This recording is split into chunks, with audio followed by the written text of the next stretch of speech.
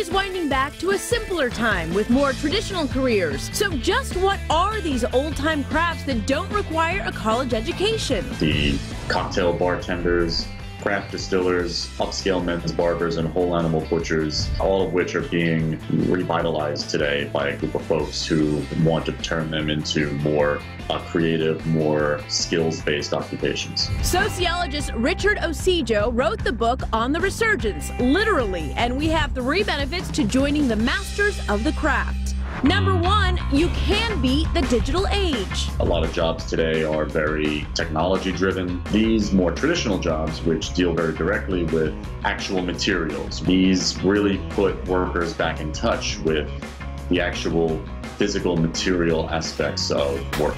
And for bar director Andrew Deneef, that's exactly what attracted him to bartending. I've always wanted to work with my hands. There's a sense of pride that comes from doing something yourself, and at the end of the day, creating something. For butcher David Grant, it wasn't just the need for something he could touch. For me, it's about job security, and a machine can't replace me. Animals come in different shapes and sizes. It'd be hard to get a machine to do a specific task where I can look at it, make a decision that would better the customer or us. And barber Ronnie Yakudeyev agrees. Every client has a different shape head, different lumps, different sensitivities. It's not just automation that these jobs are safe from. It's very difficult to export these jobs or to outsource them. You have to go to your local business to get it. The second benefit to joining the masters of the craft, even if you have one, you don't need a higher education. Paying for college these days is tougher than ever, more expensive. I wanted to get into computer graphic design, video gaming. A lot of people with college educations can't find the job they're going to college for. Instead of going to college, I put my efforts into that trade, and it started paying really well. For many, the virtues of trade schools outweighs a college degree. Trade jobs today are not being filled. To be a barber, all you need is 9 months of schooling, 1,500 hours, you get your license,